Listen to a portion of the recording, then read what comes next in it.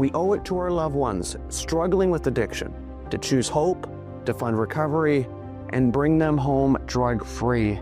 They deserve nothing less. Disruptive America that I fought. Weird thing to happen. So here's some big revelating story here. So Chris Erickson says all the fentanyl is coming into the country from Canada through the northern border. That's what the new FBI director, Kash Patel, is saying. He's saying all the fentanyl is coming into the country from Canada through the northern border. At least they are willing to say it. Start arresting politicians and bureaucrats in Canada that are enabling this. So you remember when Trump, when he first did the tariff threat onto Canada, and he did that Truth Social post where he said, we're going to give you an ultimatum of fixing the fentanyl crisis in the northern border, or we're going to slap tariffs on you. Remember that? A lot of people don't know that.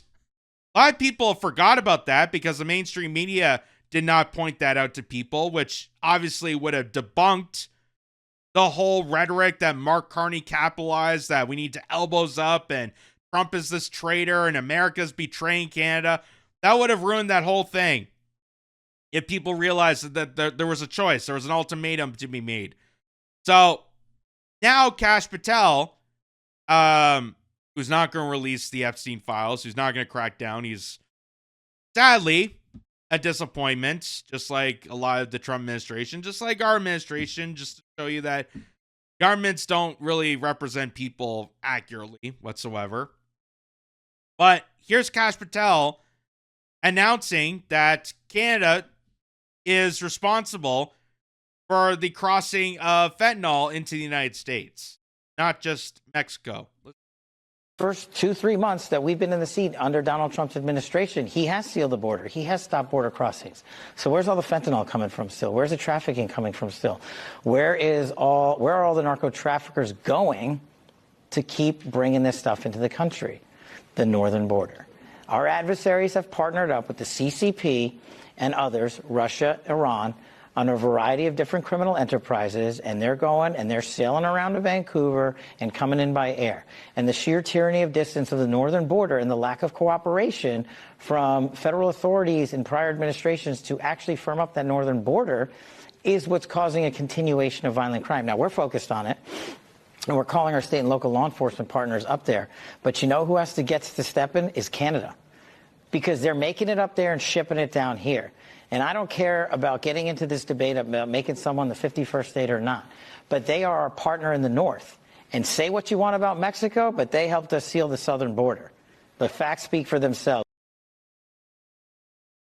So that was an interesting take there. And again, that also, you know, I'm still puzzled on the whole 51st state rhetoric. Again, this is, you know, Trump knows about the fentanyl crisis here in Canada. They know about the severity of the situation, but yet they want Canada to become part of the United States. Wouldn't that just incorporate the fentanyl crisis into the United States that they're trying to avoid? That's just the wild part. This is where I don't believe Trump's rhetoric in that regard. I don't take it seriously as a threat, considering the fact that he is so big on reducing, you know, drug trafficking and human trafficking and illegal crossings, but yet somehow the northern border is an artificial line drawn by a ruler, as he said, drawn by a ruler. I just don't get it. So here is Aaron Gunn, who's a very well-known YouTuber, very known documentarian. I highly recommend checking out his YouTube channel. He does great documentaries on everything from the fentanyl crisis to free speech to a lot of the domestic issues in this country that just seems to be completely wiped off the grid in mainstream media context. So Aaron Gunn, who is now elected as an MP for Powell River, I think the riding is Powell River in BC. He sends this out. This is right before the election, actually. It says, this is so incredibly heartbreaking. Another child's life tragically lost to overdose on the same safe drug the government's been handing out. This tragedy can't go on. It's time for a change. So before people jumped the wagon and tried to crack down on Kash Patel by saying, Canada doesn't have a fentanyl crisis, it's only a 1%. That's what Mark Carney is saying. Note that people like Aaron Gunn, myself, and other people have been reporting on this issue and know about the severity of this. The RCMP know about the severity of this. And we're being gaslit by politicians and the mainstream media to think otherwise. But here's what's actually happening on the streets, and be warned that this is very tragic.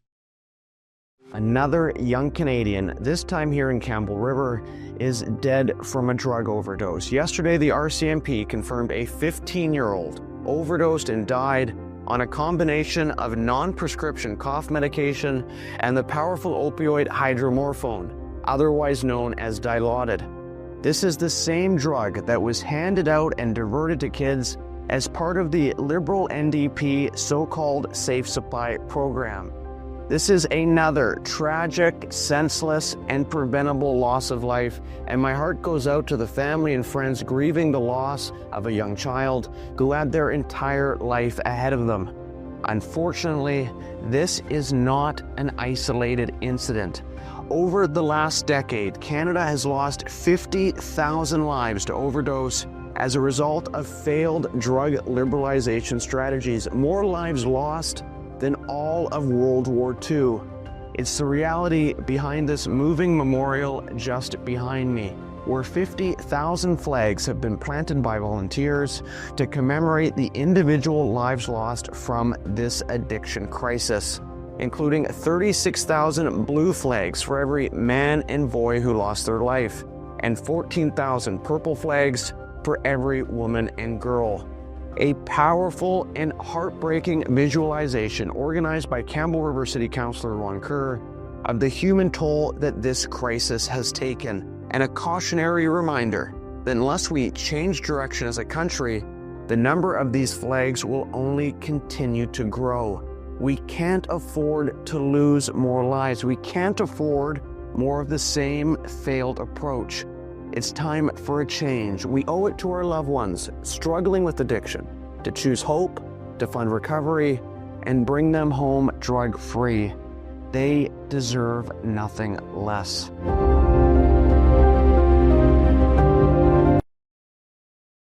So now you kind of get why Kash Patel said that, and why Donald Trump used tariffs as kind of the boogeyman scare tactic to get Canada to smarten up about this.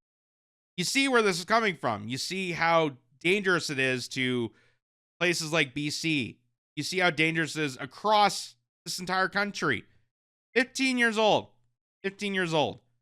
And there's people children as young as 13, even younger, that are part of this dilemma, that are overdosing. And it is devastating. It is absolutely heartbreaking that this is happening. And it's being encouraged, by the way, by this safe supply that's hoping to wean people off the drugs by giving them more drugs.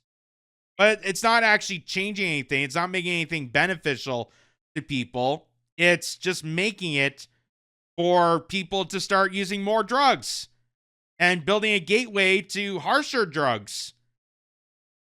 And it's not dealing with fentanyl. It's not dealing with the opioid epidemic. It's not dealing with any of this.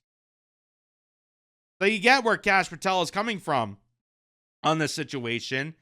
And like I said, Aaron Gunn, amazing documentarian who's done really good work highlighting this, is now be elected as an MP for the Conservative Party in the Campbell River area.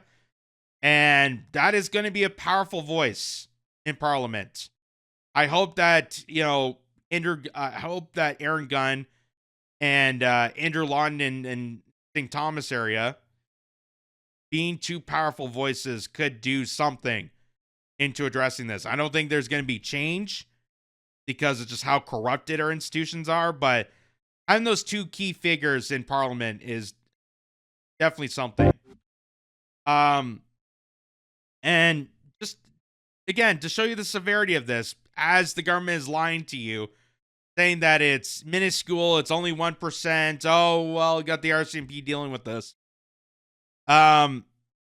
This is from last September, where it says, "Welcome to Canada. A Calgary man was accused of trafficking fentanyl after 27,500 pills were found in his car, but a judge threw out the case, saying the man's rights were violated."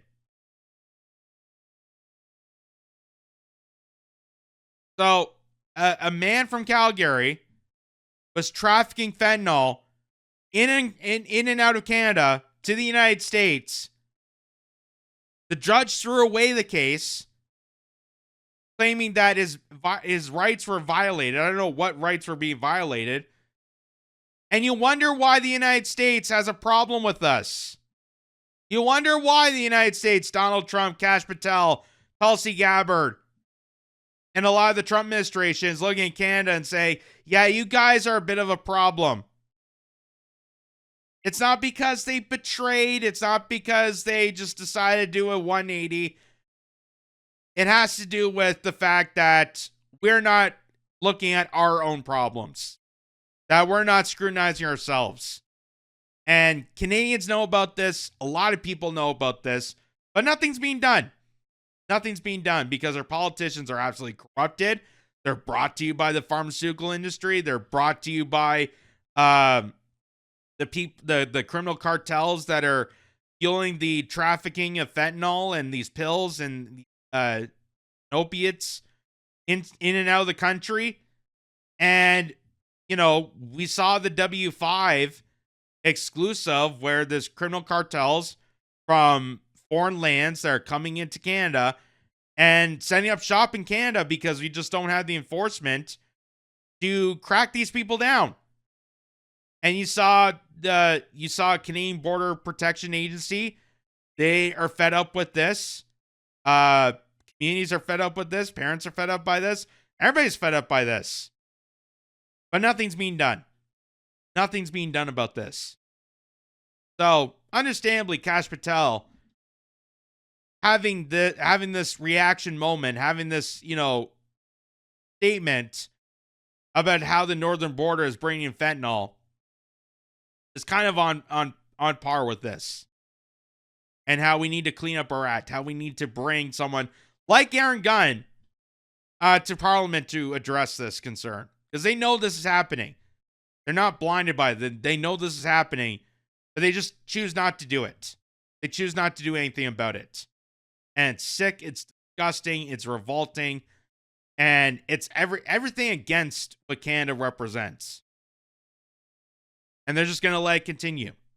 Hey, here at Kitz Corner, we want to thank you, our viewers and our subscribers that tune into Kitz Corner for the latest dives in trending news, political conspiracies, and the craziest of stories. However, being in this business isn't an easy job. Because we're independent, we can dive into stories that the mainstream outlets are afraid to do so. But unfortunately, that doesn't give us the luxury of big advertising or government subsidies. That's why we reach out to you.